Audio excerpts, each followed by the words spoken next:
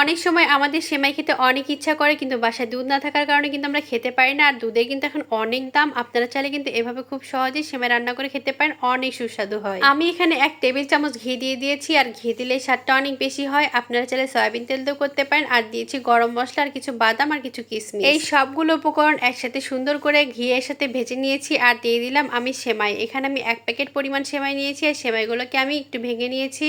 তারপর ঘিয়ের সাথে খুব ভালোভাবে ভেজে নিচ্ছি। আর এই ভাজাটা কিন্তু অনেক সুন্দর করে করতে হবে। এই ভাজার উপরে কিন্তু এই সেমাইয়ের স্বাদটা অনেকটাই নির্ভর করে। আপনি যত সুন্দর করে সেমাইটা ভাজবেন ততটা সুন্দর কিন্তু সেমাইটা ঝরঝরে হবে। তো দেখেন আমি কিন্তু ভালোভাবে নেড়ে চেড়ে এই সেমাইগুলোকে মিক্স করে নিচ্ছি। আর এই যে সাদা সাদাগুলো আছে এগুলো কিন্তু ভেজে একদম লাল করে ফেলতে হবে। আর ভাজার সময় কিন্তু বেশি তাড়াহুড়ো করে ভাজা যাবে না, মানে বেশি হিটে ভাজা যাবে না, তাহলে কিন্তু এটা খুব তাড়াতাড়ি পুড়ে যাবে। আর ভাজার সময় অবশ্যই লো হিটে এটাকে ভাজতে হবে। তারপর যখন দেখবেন এটা সুন্দর করে ভাজা হয়ে গেছে তখন এটার মধ্যে আমি 1 কাপ পরিমাণ চিনি দিয়েছি। চিনি দিয়ে ভালো করে মিক্স করে নিচ্ছি। যখন দেখবেন চিনিটা সুন্দর করে মিক্স হয়ে গেছে তখন এটার মধ্যে আমি 2 কাপ পরিমাণ গরম পানি দিয়ে দেবো। আর এই গরম পানিটা কিন্তু দিতে হবে, ঠান্ডা পানি কিন্তু দেওয়া যাবে না। এই সেমাইটা কিন্তু অনেক বেশি টেস্টি হয়, আপনারা কিন্তু অবশ্যই বাসায় ট্রাই করবেন। আর এটা বানাতেও খুবই কম সময় লাগে, আর খেতেও ভীষণ সুস্বাদু হয়। হাতে মাত্র 10 মিনিট টাইম নিয়ে আপনারা এই সেমাইটা রান্না করতে পারবেন, খুবই ইজিলি রান্না হয়ে যায়। আমি ভালো করে মিক্স করে নিচ্ছি, এপিট ওপিট করে সুন্দর করে নেড়ে নিচ্ছি, কারণ এটাকে আমি আর ঢাকনা দেবো না, এটা ঢাকনা ছাড়াই আমি রান্না করে ফেলবো।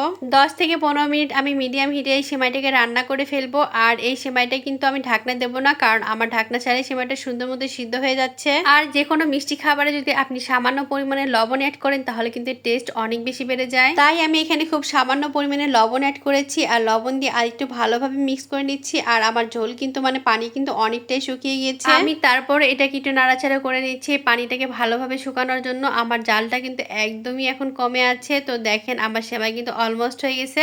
আমি এটাকে এখন একটা পাত্রে ঢেলে নেব।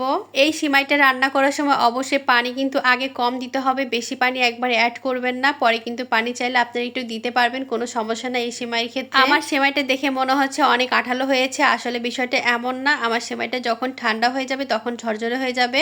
তো আমার দেখেন এই যে ঠান্ডা হওয়ার পরে আমি কিন্তু কাঁটা চামচ দিয়ে অনেকটা একটু ছাড়িয়ে নিয়েছি। আপনারা কিন্তু এই কাজটা করবেন, যখন দেখবেন আপনার সেমাইটা ঠান্ডা হয়ে গিয়েছে তখন একটু হালকা কাঁটা চামচের সাহায্যে একটু ছাড়িয়ে নেবেন, তাহলে কিন্তু আরও ঝরঝরে হয়ে যাবে। আর আমারটা কিন্তু এখনও বেশি ঠান্ডা হয়নি, যখন ঠান্ডা হবে তখন আরও ঝরঝরে হবে। তো সবাই ভালো থাকবেন, আল্লাহ হাফেজ।